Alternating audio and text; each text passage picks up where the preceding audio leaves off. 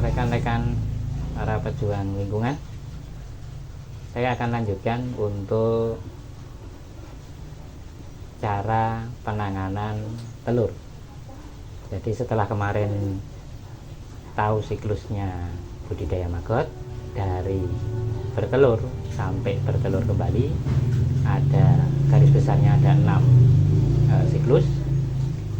Kita saat ini akan saya ajarkan untuk siklus yang telur maggot.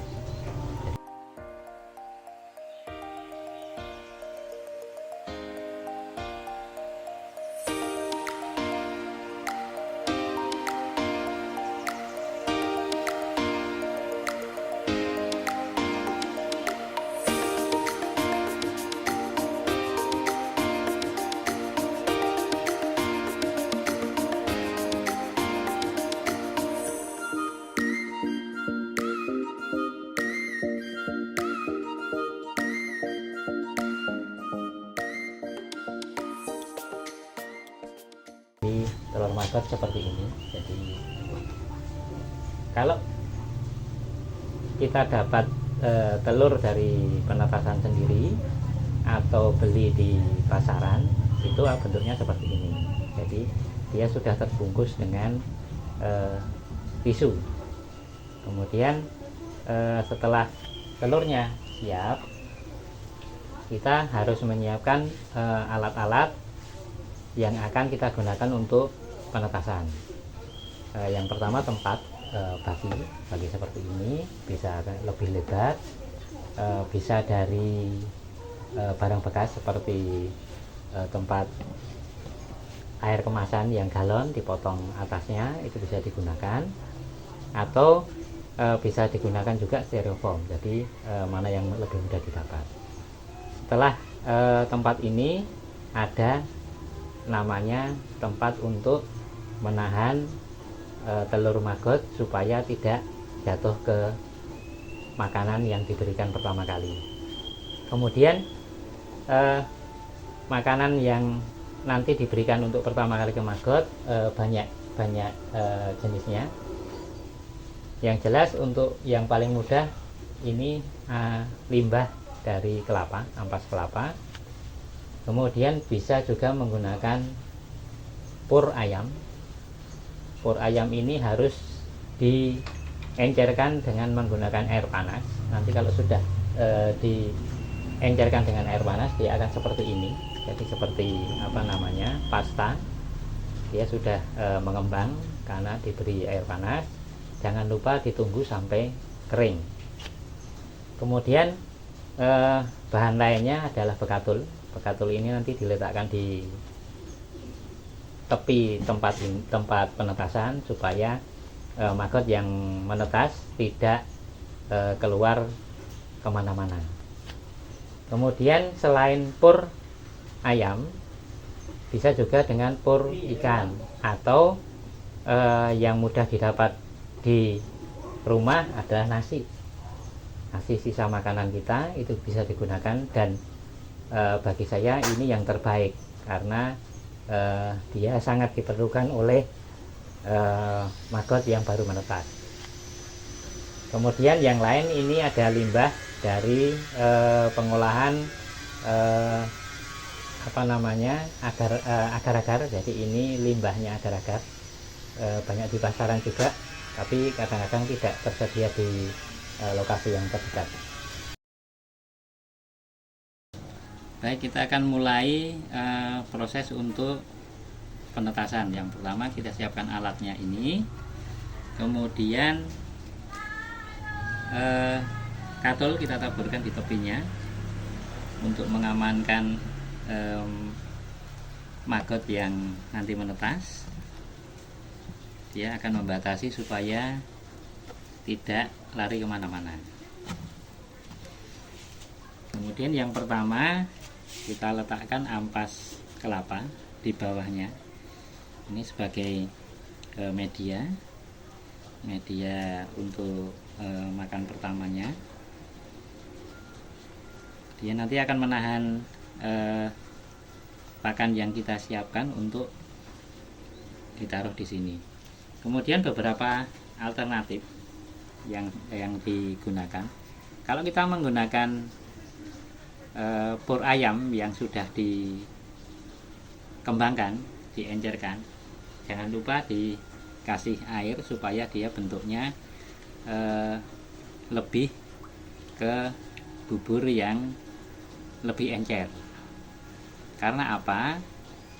Mulut dari maggot yang menetas itu kecil, dia hanya bisa memasukkan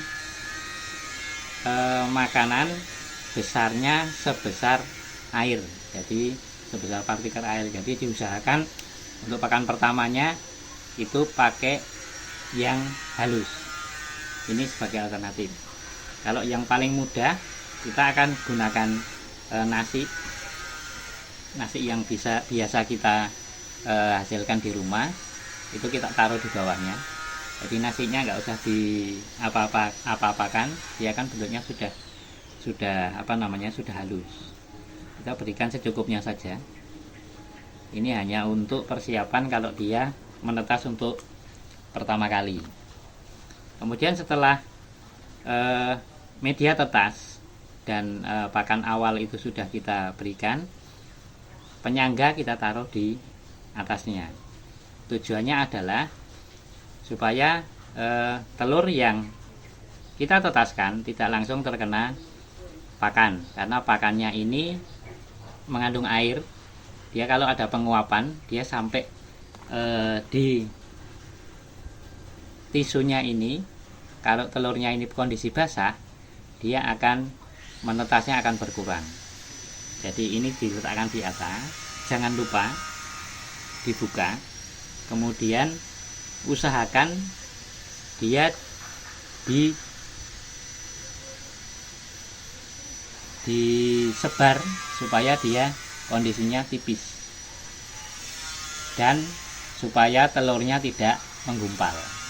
Karena kalau telurnya menggumpal, dia akan mengurangi daya tetasnya. Jadi usahakan telurnya ini kita ratakan jadi setipis mungkin. Kemudian kalau ada gumpalan, kita buka di gumpalan. Jadi tidak kalah pentingnya adalah kita harus tahu telur ini kapan mengambilnya dari tempat penetasan. Jadi telur ini akan menetas setelah 2 kali 24 jam atau 2 malam. Jadi kalau sudah mengalami 2 malam, besok dia akan menetas. Kalau sudah seperti ini, boleh dibiarkan seperti ini. Kalau memang dirasa di sekitar tempat penetasan ini tidak ada predator. Tapi kalau ada predator seperti lalat, kupu-kupu atau cicak, itu biasanya dia akan tertarik dengan telur. Ini bisa kita tutup. Kita tutup kembali agar predator tidak tertarik dengan telur yang kita tetaskan. Kemudian jangan khawatir, karena telur yang menetas itu partikelnya kecil. Jadi tisu ini bisa tertembus dengan menetasnya maggot dari telur. Jadi dia akan jatuh ke bawah. Jadi perlakuan awal untuk penetasan telur maggot seperti ini, dan ini nanti diletakkan di tempat yang aman dari gangguan predator apapun. Gitu gambarannya untuk perlakuan telur tetas pada maggot ini. Ya, demikian tadi perlakuan untuk penetasan telur maggot. Ini tahap awal dari siklus maggot, budidaya maggot. Kemudian perlakuan telur ini sangat penting untuk kelangsungan budidaya maggot. Jadi berhasil dan tidaknya budidaya maggot selanjutnya tergantung dari penetasan telur. Kalau penetasan telurnya baik, maka kedepannya budidaya maggot kita akan berhasil. Untuk selanjutnya nanti akan saya sampaikan di video berikutnya untuk perlakuan telur setelah dia menetas. Selamat mencoba, mudah-mudahan berhasil dan terima kasih.